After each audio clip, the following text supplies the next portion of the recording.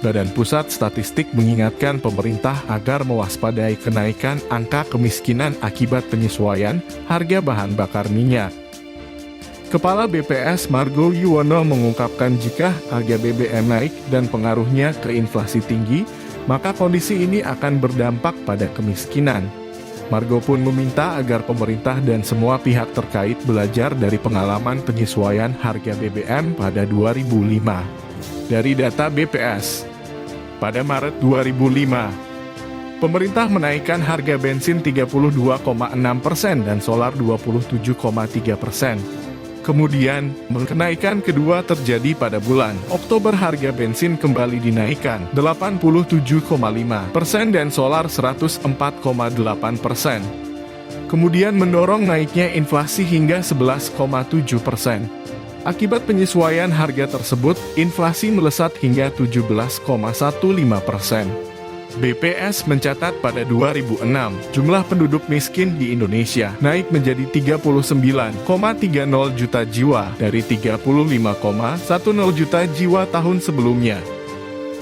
Begitu pula dengan tingkat kedalaman kemiskinan yang naik menjadi 3,43 dari 2,78. Tingkat keparahannya juga naik menjadi 1 pada 2006, dari sebelumnya 0,76 pada 2005. Margo menekankan hal ini harus diwaspadai karena akan berdampak luas di masyarakat. Jelang kenaikan harga BBM Pertalite dan solar yang akan diumumkan segera, pemerintah telah menyiapkan anggaran bansos sebesar 24,17 triliun rupiah. BLT yang disalurkan dinilai tidak sebanding dengan besarnya dampak yang akan ditimbulkan. Penyaluran bantuan dengan nilai kecil sebesar 150.000 untuk BLT dan 600.000 untuk BSU tidak jelas untuk berapa bulan, tentunya hanya meredam dampak yang timbul untuk waktu sementara dengan nilai yang tidak signifikan. Sementara dampak yang timbul dari kenaikan harga ini akan melampaui dalam waktu yang panjang.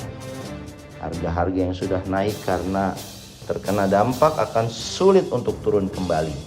Para pekerja yang di PHK belum tentu bisa mendapatkan pekerjaan kembali dalam waktu cepat.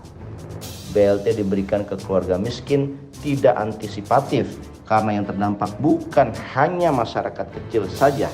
Yang paling terdampak adalah kelompok menengah yang akan menjadi kelompok miskin baru. Data masyarakat miskin di Depsos tentunya tidak didesain untuk antisipasi orang miskin baru tersebut karena data tidak mudah terupdate sehingga bantalan sosial akan mubazir dan tidak mampu menolong mereka yang jatuh miskin akibat kenaikan BBM tersebut. Dengan demikian, bantalan sosial yang digelontorkan sebesar 24,17 triliun tidak akan sebanding dengan tingkat resiko yang akan ditanggung atas kebijakan kenaikan BBM. Pemerintah bisa menggunakan defisit anggaran yang masih ada ruang di atas 3%, sebagaimana undang-undang membolehkan untuk mempertahankan subsidi BBM, dan juga proyek-proyek infrastruktur yang lemah proyeksi benefitnya terhadap APBN harus dialihkan dulu untuk menangani subsidi BBM. Contohnya, tunda pembangunan IKN dan PMN kereta api cepat.